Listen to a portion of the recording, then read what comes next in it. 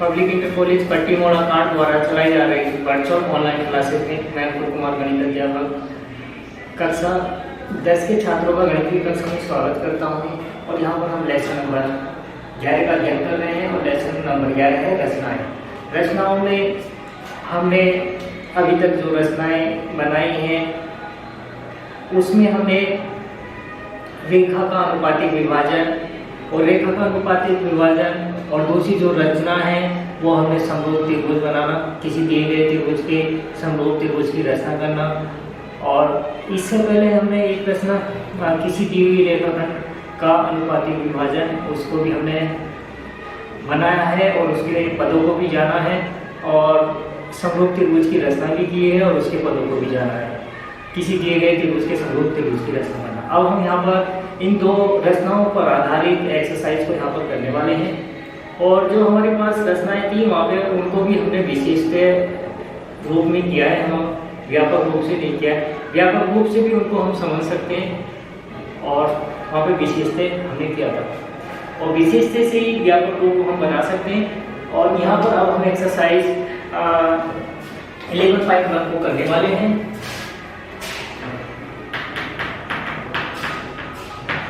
Exercise 11.1 और इसमें पहला प्रश्न है एक्सरसाइज 11.1 का पहला प्रश्न है 7.6 सेंटीमीटर लंबा एक रेखाखंड कीजिए। लंबा एक रेखाखंड खींचिए, ठीक है ना।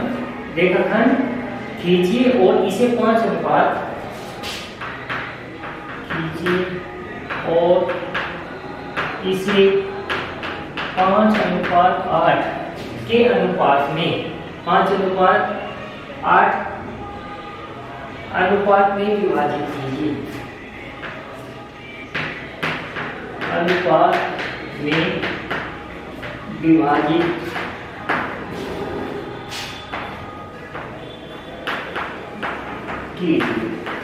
ये हमारे पास प्रश्न है और यहाँ पर क्या है 7.6 सेंटीमीटर लंबा एक रेखाखंड खींचिए और इसे 5:8 अनुपात में विभाजित कीजिए और दोनों भागों को मापिए। दोनों भागों को मापिए। दोनों भागों को मापिए। तो यहाँ पर इसको जैसे हम हल करेंगे तो पहले हम यहाँ पर रचना का निर्माण कर देते हैं और रचना का निर्माण करके उसके स्टेप को यहाँ पर लिख देते हैं, ठीक है। तो रचना के निर्माण करने के लिए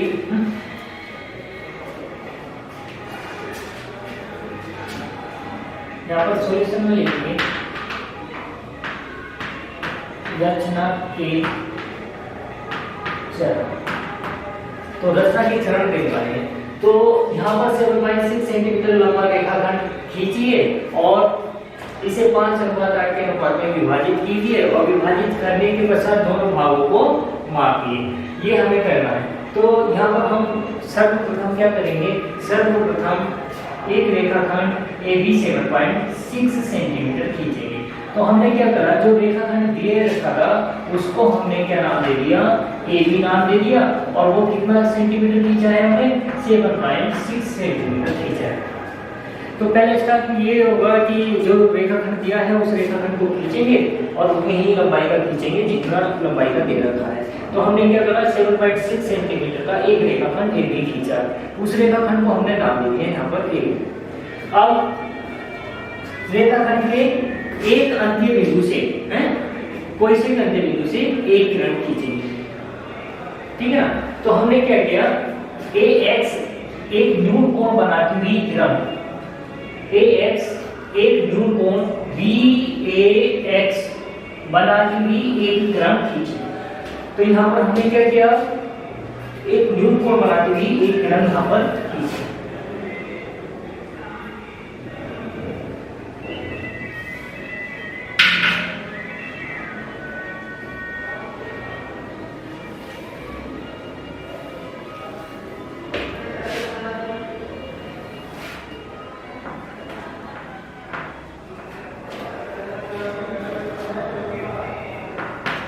1 ग्राम AX यहाँ पर खींचा है।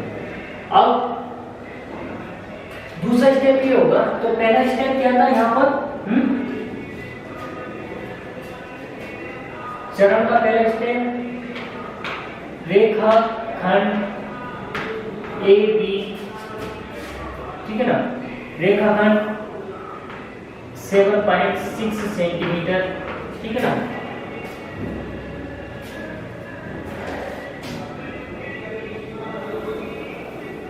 तो यहाँ पर पहले स्टेप हो जाएगा 7.6 सेंटीमीटर का एक रेखाखंड AB खींचा, एक रेखाखंड AB खींचा, ठीक है ना। दूसरा स्टेप क्या हो गया यहाँ पर, दूसरा स्टेप ये हो गया, हमने इसकी क्या एक अंत्य बिंदु से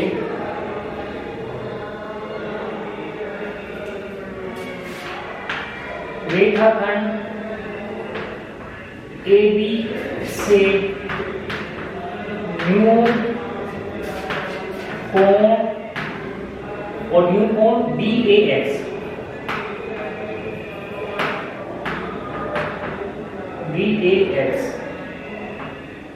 बनाती हुई एक क्रम AX खींच। तो यहां पर हमने एक किरण AX खींची। 3 अब AX पर हमें क्या करेंगे, किरण AX पर कितने बार, कितने बिंदु, यहां पर इनके अनुपात के योग के बराबर किरण AX पर 13 बिंदु, और 13 बिंदु कैसे लिए, वो 5 + 8 यहाँ पे लिख देता हूँ। 13 बिंदु ब्रैकेट में 5 + 8 बराबर 30। 13 बिंदु A1, A2, A3 and so on, A13। इस प्रकार लिए कि A1 बराबर A1 A2 बराबर A2 A3 बराबर एंड सो ऑन, और लास्ट में क्या किया हमने, A12 A13। तो यहाँ पर हमें 13 बिंदु यहाँ पर लिए 1 2 3 4 5 6 7 8 9 10 11 12 13, और इनको नाम दे दिया हमने A1 A2 A3 A4 A5 A6 A7 A8 A9 A10 A11 A12 A13। तो ये जो बिंदु ले रहे हैं, जो भी अनुपात दे रखा है, ठीक है ना, उसमें m का जो योग आएगा उसके योग के बराबर लेना है, अर्थात 5 + 8 बराबर 13 बिंदु लेंगे, और 13 बिंदु इस प्रकार लिए कि A1 बराबर A1 A2 बराबर A2 A3 बराबर है, सो ऑन, कहां तक A12 A13। ये लास्ट वाला पॉइंट है A12 A13। 13 बिंदु इस प्रकार लिए कि A1 बराबर A1 A2 बराबर A2 A3 बराबर and so on A12 A13। ये 13 बिंदु की। अब यहाँ पर स्टेप नंबर 4 में हमने क्या किया, A13 B को मिलाया हमने,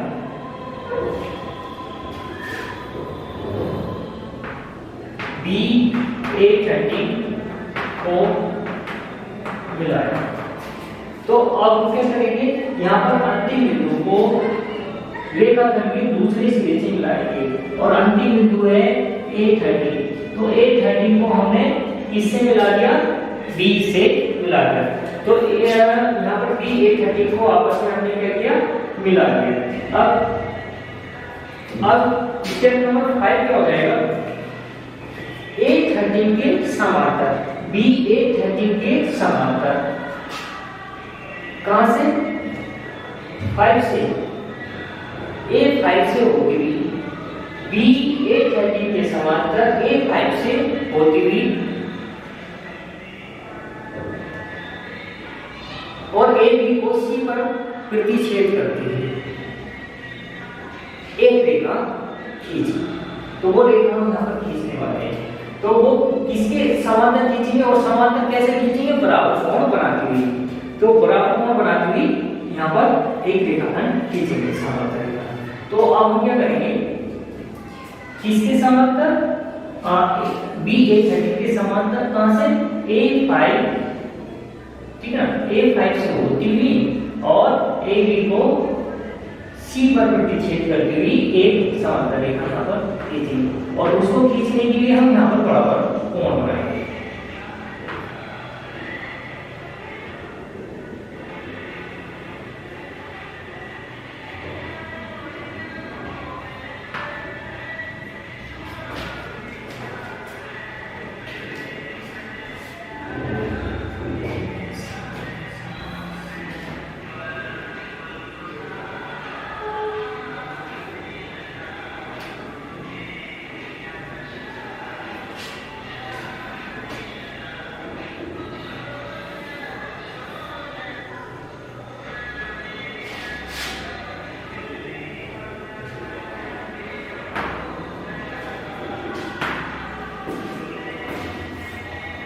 तो अब हमें क्या किया है यहाँ पर, किसके बी A13 के समांतर A5 से होती हुई और AB को C पर प्रतिच्छेद करती हुई एक रेखा C A5 या A5C खींची और A5C कैसे खींचेंगे, बराबर कोण बनाते हुए खींचेंगे यहाँ पर। तो अब हमने यहाँ पर क्या किया, अब हमने यहाँ पर किया है V A13 के समांतर बी A13 के समांतर A5 से होती हुई रेखाखंड AB को C पर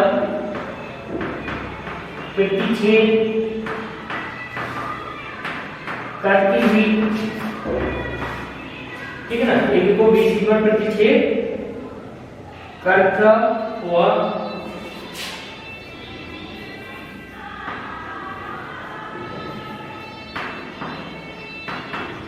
रेखाखंड CA5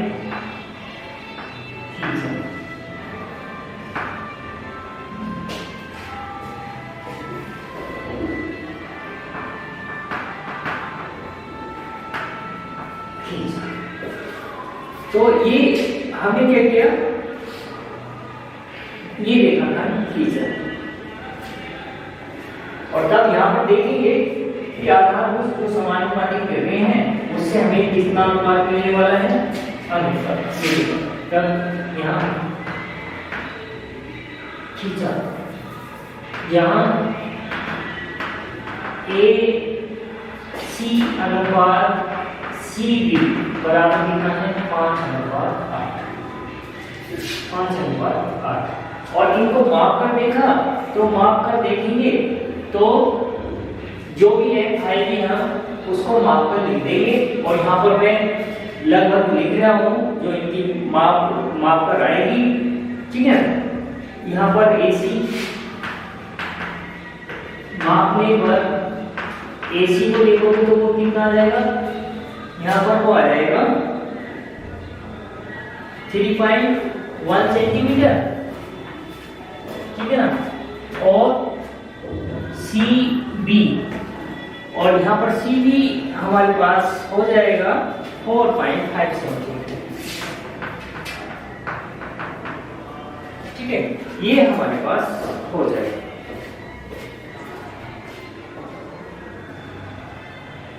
अब यहाँ पर औचित्य की बात करें तो औचित्य में हमें यहाँ पर क्या मिलने वाला है उसको देख लेंगे, क्योंकि अनुपात ये है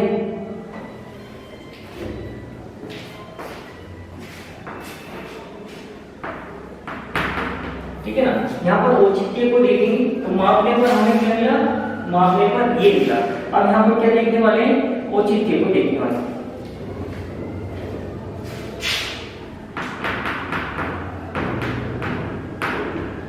और औचित्य को प्रूव करने के लिए यहाँ पर हम जो, ठीक है ना, आधारभूत समानुपातिक फिल्में होती है उसका यहाँ पर सहारा लेंगे। आधारभूत समानुपातिक जो फिल्में होती है उसका सहारा यहाँ पर हम लेने वाले हैं, ठीक है ना, उसका सहारा यहाँ पर हम लेने वाले हैं, ठीक है ना। तो ये यहाँ पर देखेंगे, तो रचना से देखेंगे,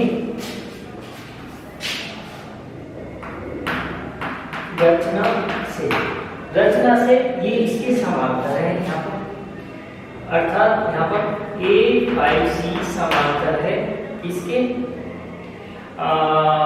A30B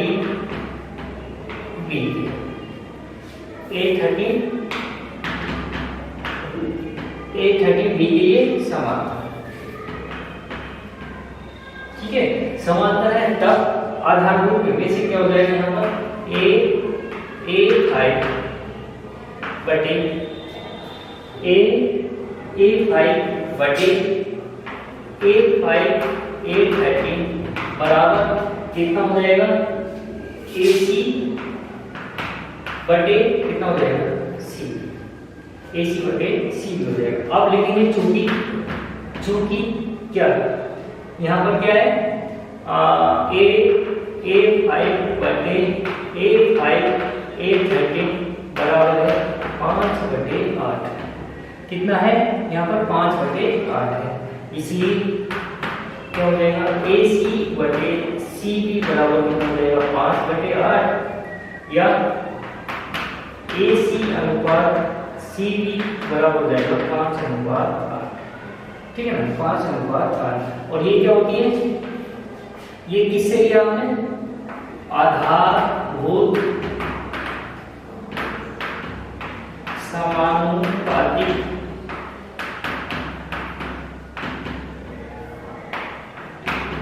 प्रमेय से,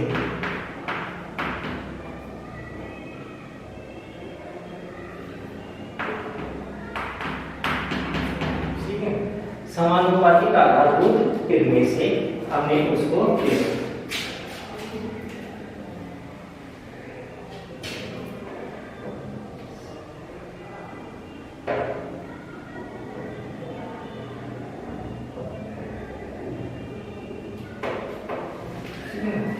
तो ये हमारे पास ये आ जाएगा, तो आधारभूत समानुपातिक प्रमेय से हमारे पास ये रचना आएगा। तो देखिए हमने क्या किया, यहाँ पर 7.6 सेंटीमीटर लंबा रेखाखंड खींचा पहले यहाँ पर, ठीक है ना,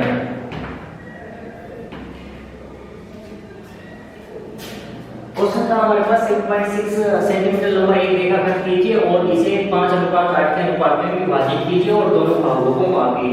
तो रचना के चरण यहाँ पर क्या होने वाले हैं, सर्वप्रथम हमने रेखाखंड AB जिसको हमने 7.6 सेंटीमीटर का रेखाखंड AB खींचा, उसको AB नाम दे दिया है। अब रेखाखंड AB के ABC